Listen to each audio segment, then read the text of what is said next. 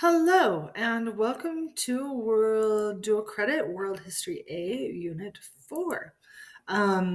This is one of my very favorite units. Okay, I know that I say that every time, but it really is one of my very, very, very favorite units, okay?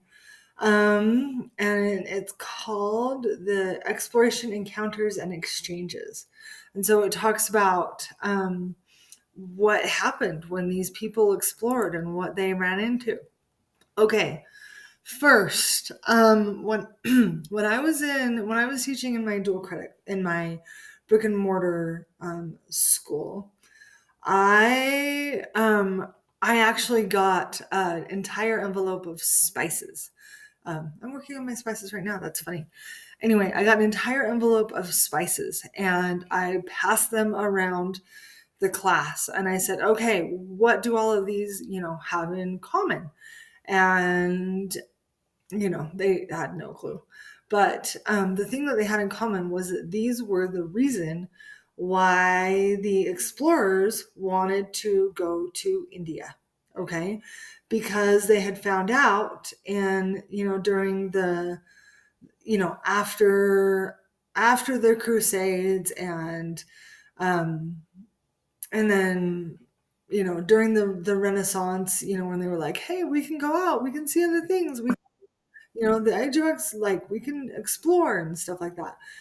It just kind of all led to them finding out that there were spices that could be had in India. Okay. And so they wanted to get a Northwest Passage, meaning they wanted to find a water route from Europe to India, which, spoiler alert, doesn't exist. But if they found it, then they would get a ton of money, right? So I'm going to have you do a discussion guide. I'm going to have you go through a discussion guide, and I'm going to, I don't know why I don't have it here, but I'm going to give you the discussion post and arguments for Columbus being a hero and arguments for Columbus being a pitiable man. Okay. And they're really interesting arguments, and I could honestly go either way. All right. And I think that he probably had a little bit of both in there. So then I want you to define the words that are unfamiliar. Tell me what you think is the most important thing, and tell me the point of view that you believe in and why. And then tell me, I used to have kids do a silent debate, which is where they had to write down what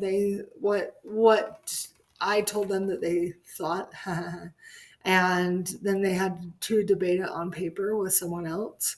And so I want you to tell me something that someone on the other side would say, and then how you would rebuttal them. Okay.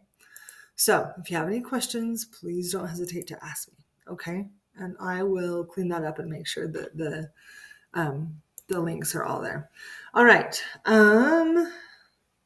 Lesson 17 is on Asian and African exploration, and I don't know why it talks about, well, okay, I guess I do. Prince Henry the Navigator is right here, and he decided that he was going to make a school of navigation. And so he made a place where everyone who was interested in exploration could come and find out how to do it. Okay. And then you'll also learn about Diaz de Gama and Ferdinand Magellan and how they sailed, where they sailed to and stuff. Super cool. Okay, so then lesson 18 talks about the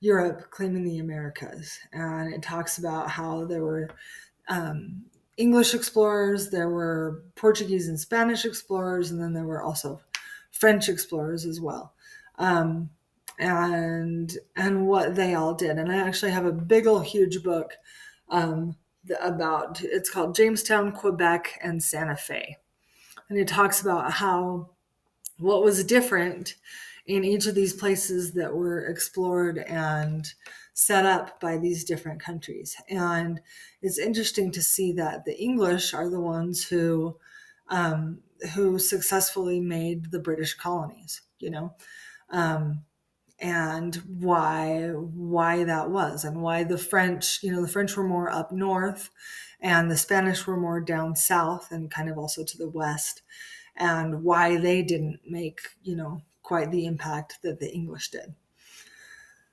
All right, so then lesson 19 talks about the joint stock companies and the slave trade. And it talks about how the slave trade got set up, and slaves were brought from Africa to the Americas, and then the Americas would bring sugar, tobacco. Um, Jamestown, the reason that Jamestown was successful was because they discovered that they could make really good tobacco that the English really loved. The problem with growing tobacco, however, is that it really depletes the soil. And so they found out that you have to rotate it in order to let it rest, I guess. And then textiles, rum, and manufactured goods were sent from um, from Europe to Africa and to the Americas as well. I don't know how much was actually taken. It's not like they really traded. They more just kind of like stole the slaves. So there you go.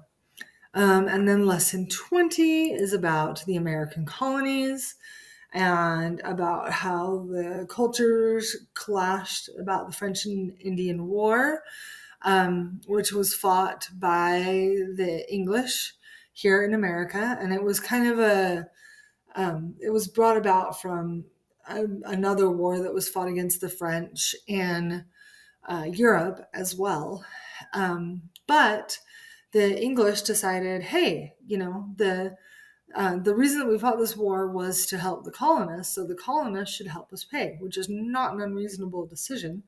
However, the colonists decided that if they were going to help pay for it, then they also wanted to have to know what the government was doing. And so so there was the whole issue of no taxation without representation.